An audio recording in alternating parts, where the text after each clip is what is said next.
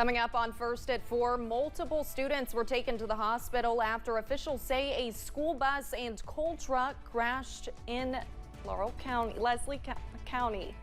County. And a new bill could add new penalties for folks caught using drones to spy. We take a look at what exactly is included in the new bill. Plus, we are tracking some strong winds across the region on this First Alert Weather Day. Your forecast coming up as Mountain News First at 4 starts now. Dedicated to Eastern and Southern Kentucky, this is WYMT Mountain News First at 4. Good afternoon. I'm Olivia Calfee. First at 4, we begin this afternoon with some breaking news out of Letcher County. Kentucky State Police troopers have confirmed that a school bus and coal truck were involved in a crash near Kentucky 932 at approximately 1:30 this afternoon. Troopers say several students were taken to the hospital. WYMT's Madison Carmouche is at the scene. Madison? Olivia, thank you. I'm here in Letcher County on Kentucky 932, and I want to start off by saying that there are no deaths reported. The Kentucky State Police are not sure about how many students are injured. He says about 5 to 6 students were taken to the hospital for injuries, but that number is not for sure. And as you can see, it is raining, and we did have those high wind warnings in Letcher County today.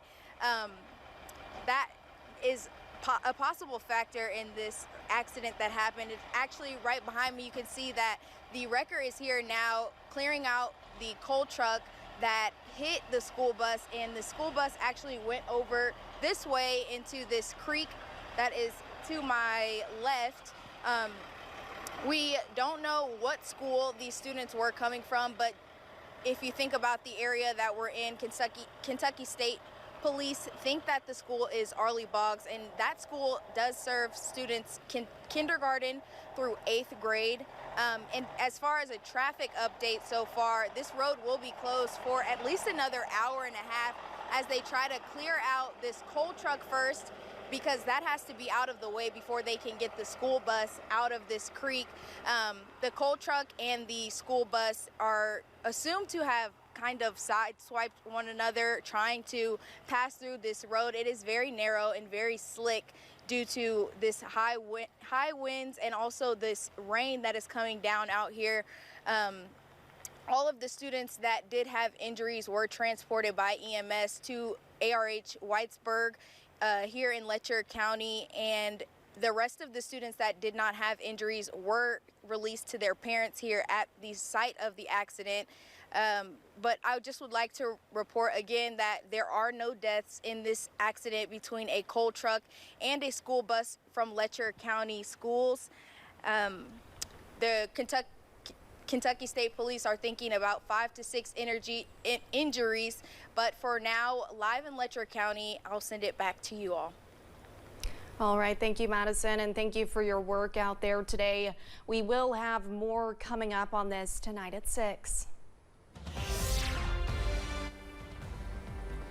We are tracking some wet and windy weather on this First Alert Weather Day. Let's take a live look at First Alert Pinpoint Doppler, and as you can see, some widespread showers continue across the mountains on this Friday, zooming into a few heavier pockets of rain not too far away from downtown Harlan, also downtown Hyden and Leslie County, and that will continue pushing off to the north and east. So a first alert in Hazard, also Whitesburg and Cumberland, a few heavier downpours not too far away. And same story in the Big Sandy Valley, some more heavier downpours in Lawrence County, also into Johnson County close to Paintsville, and into Rowan County close to I-64 in Moorhead at this hour. Those winds also gusty up to 30 miles per hour in Pikeville, 32 in Prestonsburg, and gusting to 26 over in Somerset. We do have a wind advisory in place for most of us through 7 a.m. on Saturday. We could see winds up to 30, 40, or 50 miles per hour. A high wind warning continues for Harlan County, also for Letcher County and Wise County, Virginia, through this evening and into early tomorrow morning for Wise County and Virginia. And there we could see winds up to 60 or more than 60 miles per hour. So once again, have that First Alert weather app on standby this evening, also early tomorrow morning, as a few snow flurries or snow showers cannot be ruled out as some much colder air is on the way. Low temperatures tonight back in the 20s, and we stay below freezing for possibly several days in a row early next week. Those details coming up in just a few minutes. Olivia? All right, Cameron, thank you. Bills continue to be filed in Frankfurt as the legislative session continues. One of the more recent bills includes House Bill 45, which deals with deep fakes and drone spying. Mark Vanderhoff has more on the bill. Today's science fiction becomes tomorrow's reality. Louisville Republican John Hodgson is the sponsor of House Bill 45. Among other things, it would allow civil penalties for someone caught using a drone to spy on another person. I had a constituent call and say, you know, I just built a pool, and my teenage daughters are out there by the pool, and all of a sudden, here comes the neighbor's drone looking over the fence. And another new technology addressed in the bill, flock cameras. Police are increasingly using flock cameras to capture criminals. House Bill 45 would prohibit departments from keeping data longer than 30 days. The bill also targets something called deep fakes. It's technology that uses your image or voice and is edited to make it look like you did or said something that you really didn't. Under House Bill 45, that would become a felony. They can capture, you know, Donald Trump or Andy Bashir and have them say words they never said.